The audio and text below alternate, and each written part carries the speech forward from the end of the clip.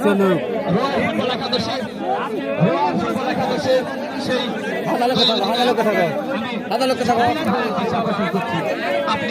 আপনি আমার মাইক্রোফোনের সামনে চলে আসুন। সাব্বির ভাই দলীয় অধিনায়ক রয়্যাল ফুটবল একাদশ, জার্সি নম্বর 7 সাব্বির ভাই আমার মাইক্রোফোনে চলে আসুন।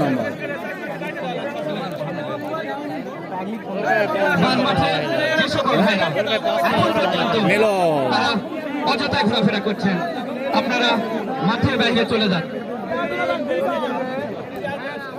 সাব্বির ভাই আপনি আমার মাইক্রোফোনের সামনে চলে আসুন।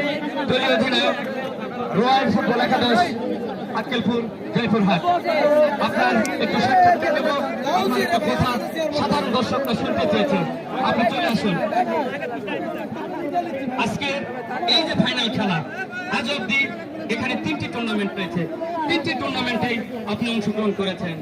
এই শান্তিপ্রবাহ যে সকল ভাইয়েরা আয়োজন করেছে সে আয়োজন সম্পর্কে বলবেন এবং দর্শকদের সম্পর্কে আপনি কিছু কথা বলবেন। সাব্বির ভাই।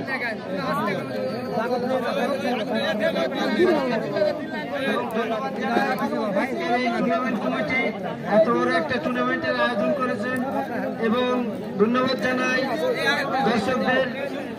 এত দর্শক, যেহেতু এটা যদি একটা মাঠ হতো সেই মাঠে হলে সেটা ঠিক ছিল, কিন্তু এখানে দর্শকের কোনো কমতি নাই এবং একটা মাঠে খেলা দেখার জন্য সবাইকে ধন্যবাদ জানাই। এবং আজকে যেহেতু ফাইনাল খেলা, সবার কাছে সবাই আমাকে দেখতে কি সবাই তো করবেন তো।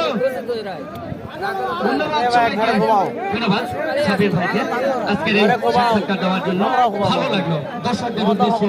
তবে সাব্বির ভাইকে মনে রাখতে হবে এই মাঠের রেজাল্ট কিন্তু খুবই খারাপ, যারাই ভালো খেলে তারাই এই মাঠে হারে। প্রথম থেকে আমি যদি ধরি, মঙ্গলবাড়ি ফুটবল একাদশ ভালো খেলেছে, হেরে গেছে। দুপসিয়া ফুটবল একাদশ ভালো খেলেছে, হেরে গেছে।